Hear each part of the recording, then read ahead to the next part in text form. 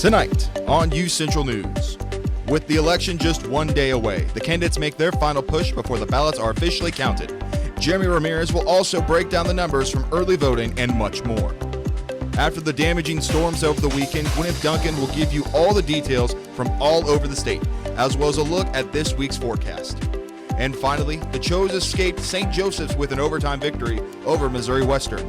Dylan Hibbard will give you the highlights. All that and more on this Monday edition of UCentral News. Live from Central Oklahoma, this is UCentral News.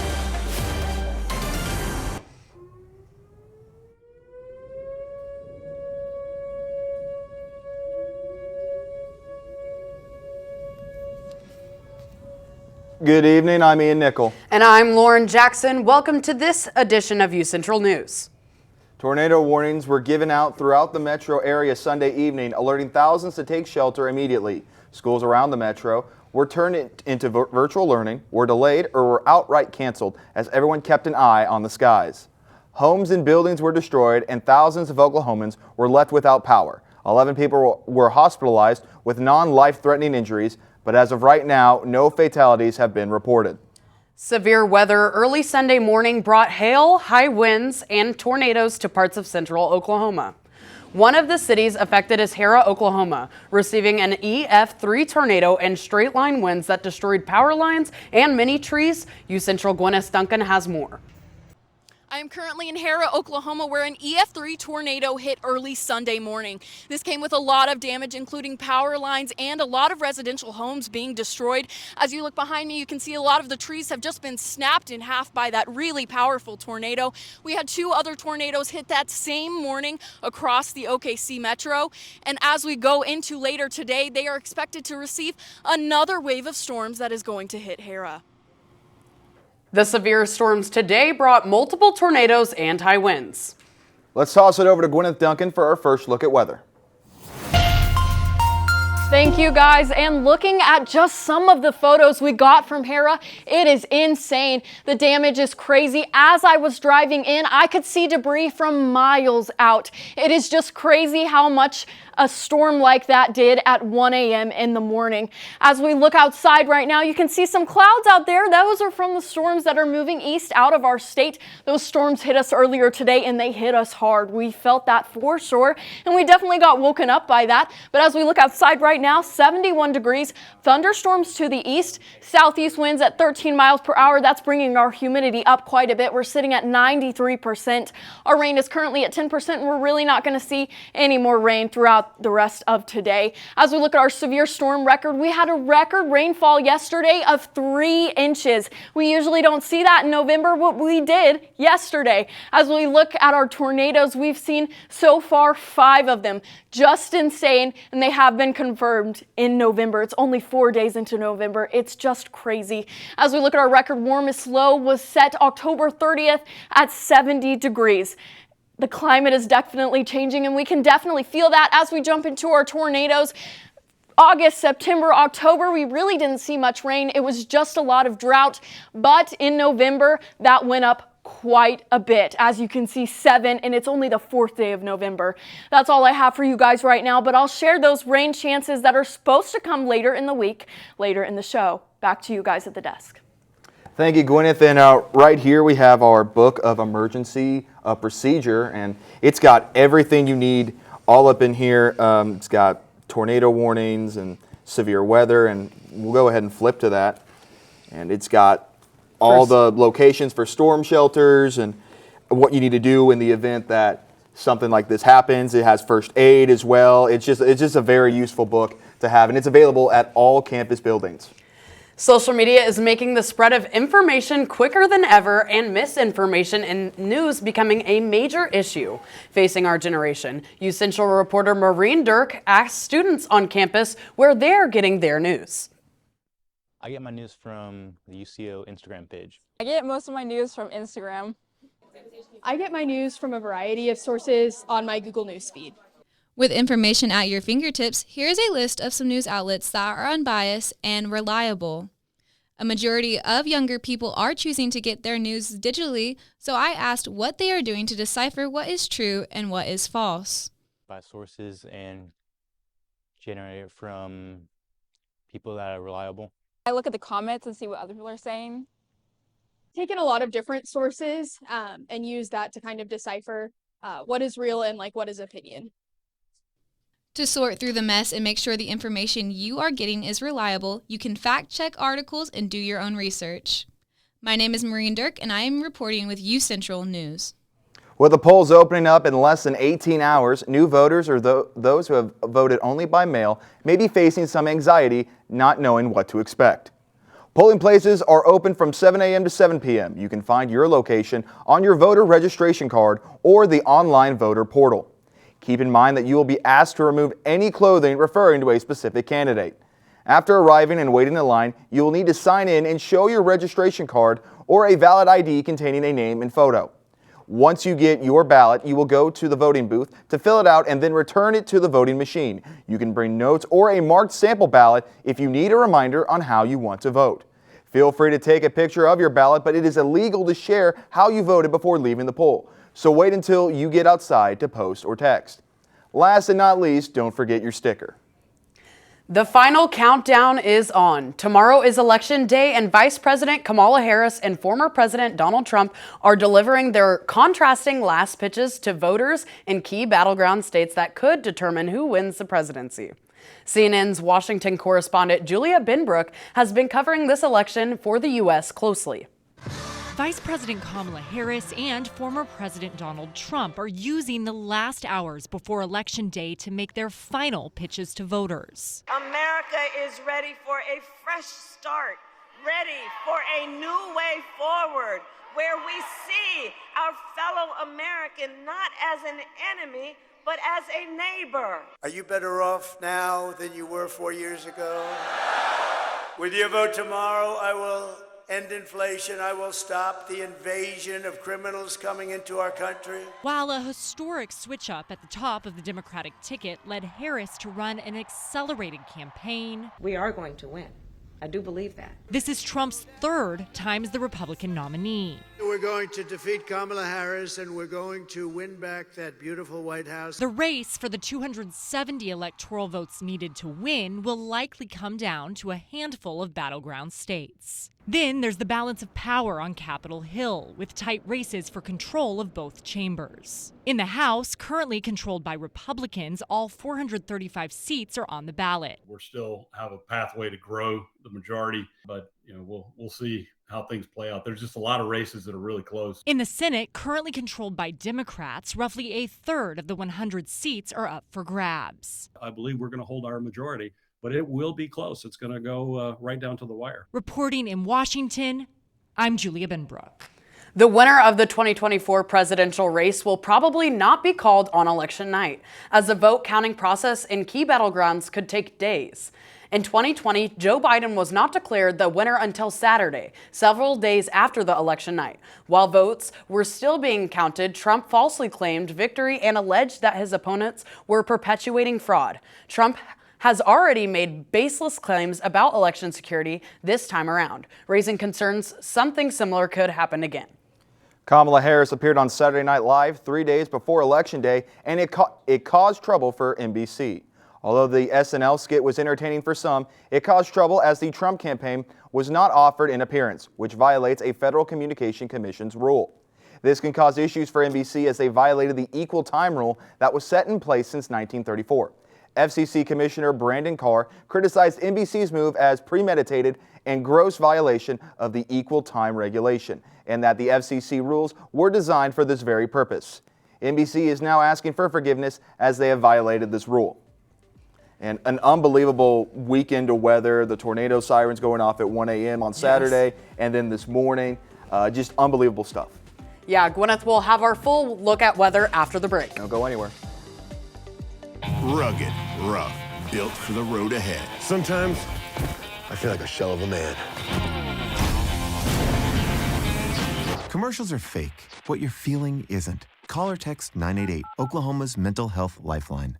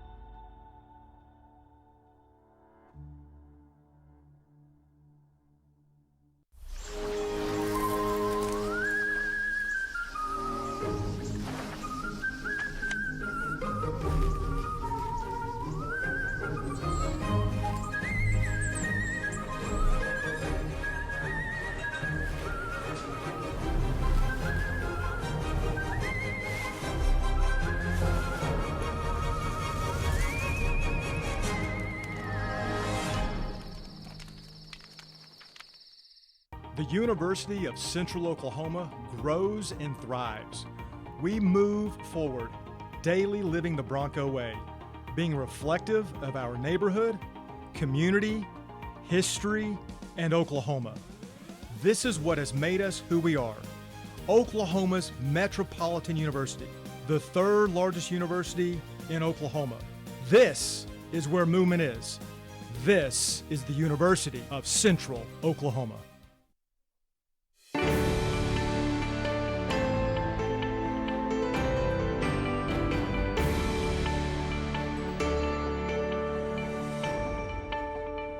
And welcome back, Broncos. Looking outside right now, it's feeling like fall, 71 degrees. We do still have some thunderstorms leaving the state, but we're really not going to see anything in Edmond. Our winds are coming from the south. That's bringing that humidity up a lot, 93%, and you can feel it for sure.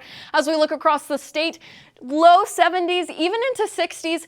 At the eastern part of the state, this is where the severe storms are supposed to hit later tonight. We're looking at a tornado watch issued by the National Weather Service. If you're at that part of the state, you're going to want to look out for that. But as we go into tonight for Edmond, we're really not going to see much. 47 degrees, partly cloudy. Those winds will switch, though. That's when that cold front finally moves through. We're going to be sitting at north winds, and you will be able to feel that. That's why it's going to be so cold. You're going to be able to feel that wind chill come in for sure. Our rain percentage is at 10%, so we're really not going to see anything, like I said. As we go into tonight across the state, mid-40s, even dipping into the low 30s in the northern parts of the state. We're sitting at 29 degrees in Guyman. That's a freeze warning right there. That's really cold. As we go into our daily forecast tomorrow, 7 a.m., super humid. We're going to be sitting at 90%, and we're going to start off pretty cold. It will be really humid. It will be really cold. It's going to be a weird mixture. It's not going to feel that good tomorrow, but like I said, it'll feel like fall. 55 degrees at noon, 54 degrees at 7 p.m. As you can see, that humidity is not going anywhere, and we will have some partial cloud cover over the day tomorrow. As we look ahead, cold front sweeping through the state tonight, bringing north winds. That's going to make it feel colder tomorrow. You're going to be able to notice that. Winds are going to be switching south Tuesday into Wednesday. That's another warm front. You're going to feel that. It's not going to get too warm, but it will get a little bit more warmer than we're used to. Rain chances will be continuing into the weekend, so we're going to have a 2-day break, but then we're going to see that rain again, kind of helping with that drought. Guys, I don't know about you, but I just love the rain. I love it a lot. And Ian, Lauren? With all this rain coming in, are we going to be expecting any severe weather? Yeah, so we do have some chances for severe weather coming up. I will talk about that later in my last look at weather, but yeah, definitely something to keep an eye on. Awesome. Thank you, Gwyneth. Up next, find who's leading the polls in the race to the White House. Jeremy Ramirez will have all of your election news after the break. Happy birthday! Make a wish. Miss you guys. Blue skies smiling at me, talking about blue skies. Do I see bluebirds singing a song, talking about blue skies from now on? When it comes to making plans, you are the best. What about those barbecues you plan in detail for your family? Or your daughter's first costume party? It was out of this world. The same way you plan each detail for those moments, start planning to protect you and your loved ones from a natural disaster. Sign up for local weather and emergency alerts. Prepare an emergency kit and make a family communications plan. Protecting your family is the best plan you can make.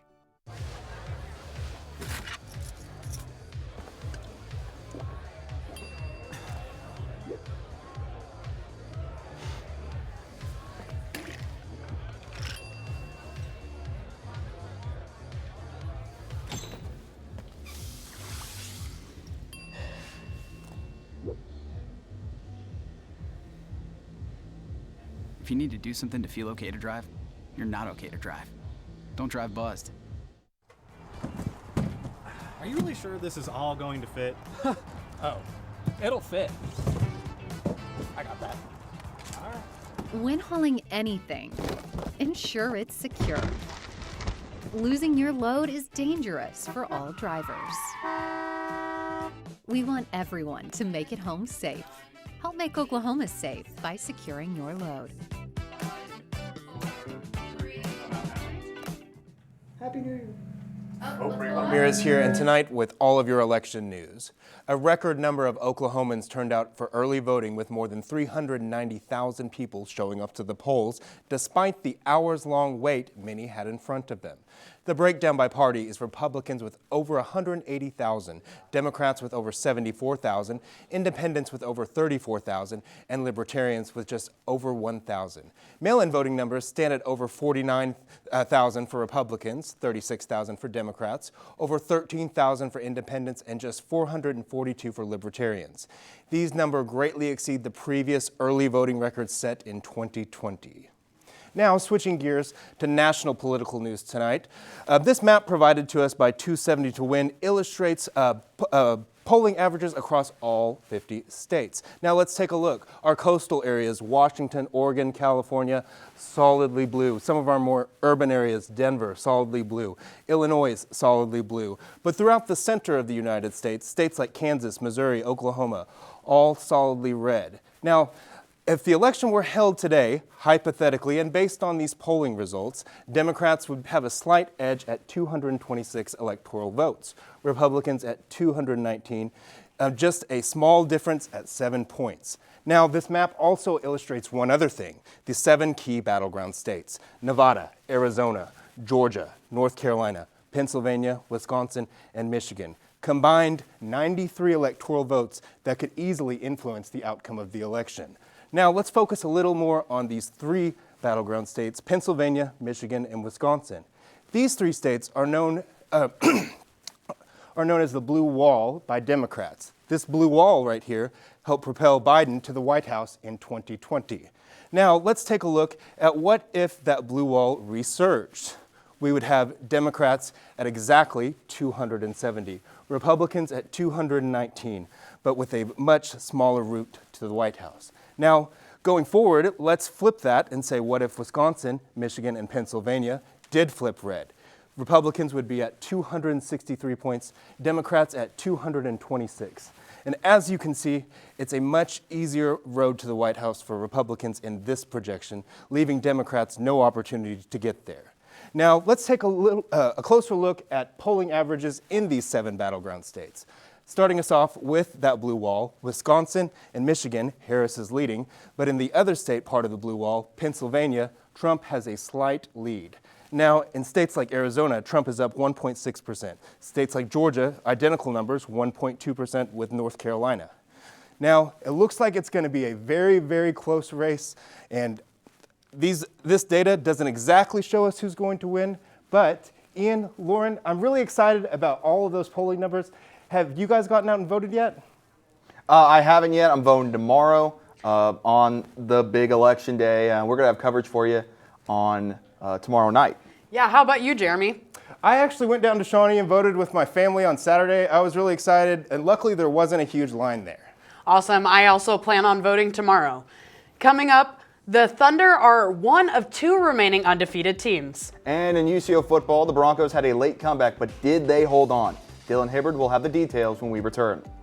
I was raised to believe in the power of possibility, to always move forward but never forget where I came from, to value hard work, ingenuity, and hospitality. On one hand, my people are rough and rugged. On the other, refined and elegant.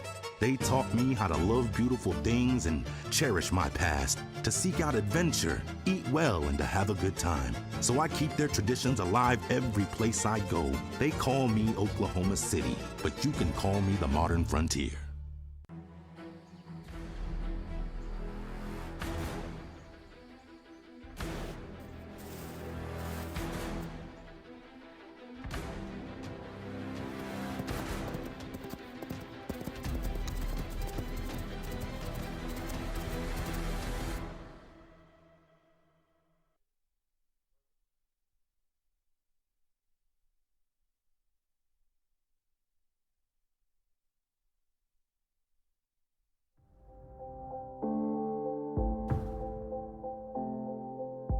UCentral News as a whole, you got to be in those different areas like being on camera, being off camera, being in the control room. And so I feel like that is what prepared me most about being in the workplace. UCentral and the mass comm department has provided me all the tools and the fundamentals that are needed in order to thrive well and thrive fast at my job. Maybe it's time to hit the road and visit a place where stories unfold. This is the land of the ultimate road trip, with sights old and new on Route 66. There's fun to be had, so much to do, and a few new surprises before you get through. Oklahoma has the most miles to share of Route 66. It's really quite rare. TravelOK.com will show you the way. Come see for yourself this iconic highway.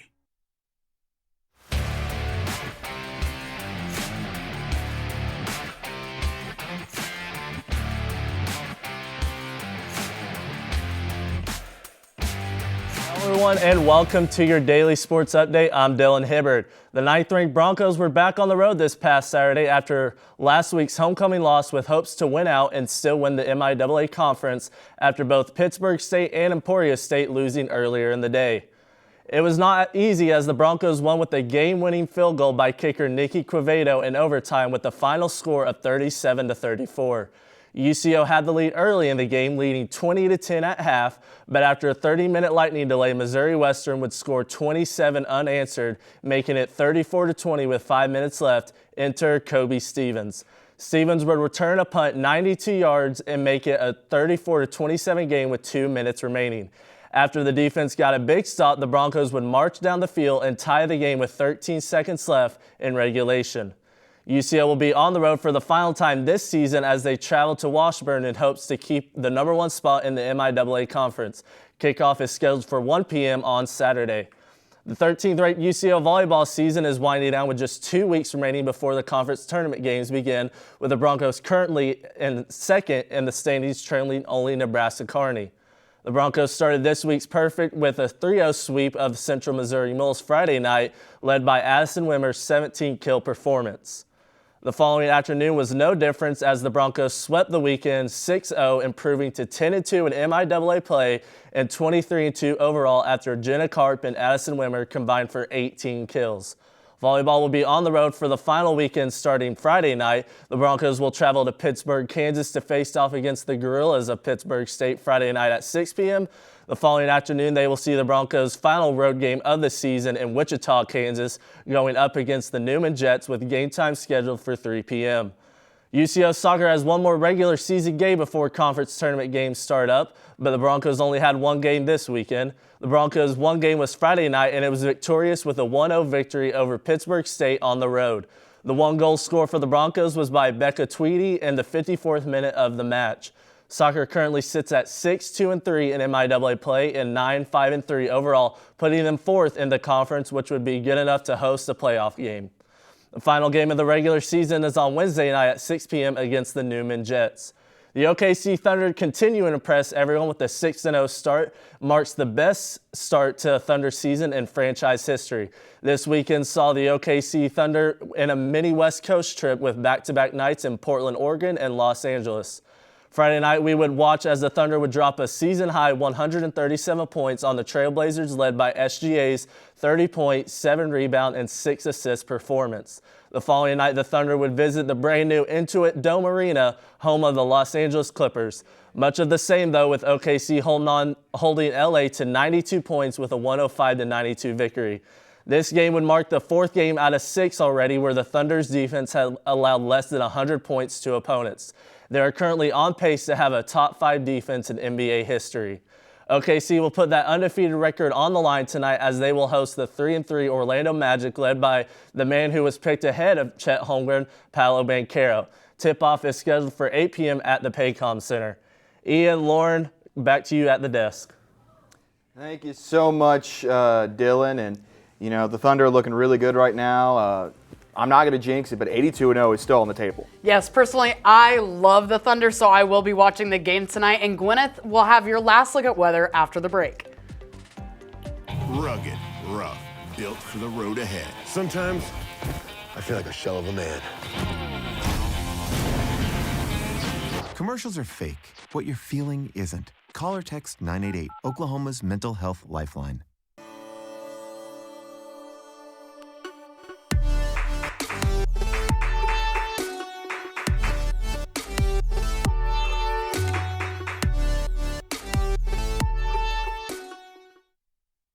How much difference can one vote make?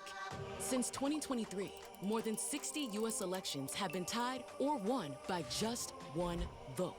So this fall, your friend could be the tiebreaker. And that could make all the difference. People are more likely to vote when encouraged by a friend. So use your power to decide this election. Make sure you're good to vote and encourage your friends to make a voting plan at votevotevote.com.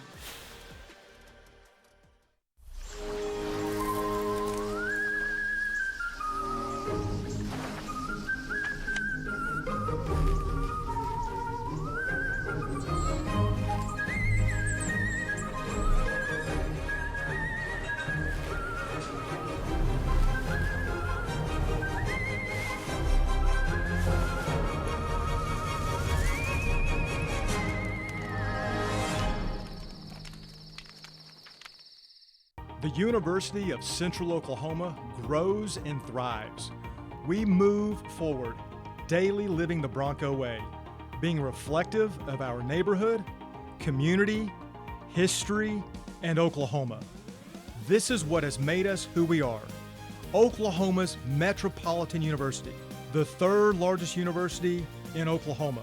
This is where movement is. This is the University of Central Oklahoma.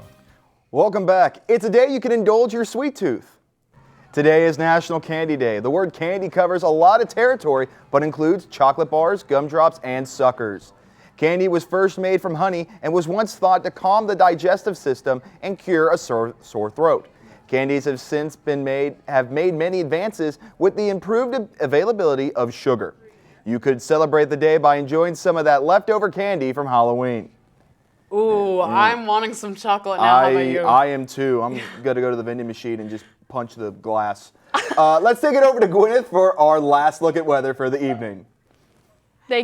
Thank you, guys. And looking at Tuesday, tomorrow, that's when those winds switch to north. It's going to get a lot chillier because of that wind, and you're going to be able to feel that. The wind chill is going to be pretty low. But as we hit Wednesday, this is when a warm front comes through. 66 degrees, you're also going to feel that. This is when our rain chances come in. Not really going to see much severe weather, but Thursday, Friday, Saturday, all rain chances, just light rain, scattered storms even. You are going to want to keep an eye on that though, because as you can tell, Oklahoma's pretty unpredictable right now. We did have tornadoes early this morning, which never happens, especially in November. As we look ahead at Saturday, Sunday, Monday, that's when those temperatures start to go back up. Still going to be in the 60s though, thankfully. It's still going to stay fall, but those temperatures are going to go back up quite a bit.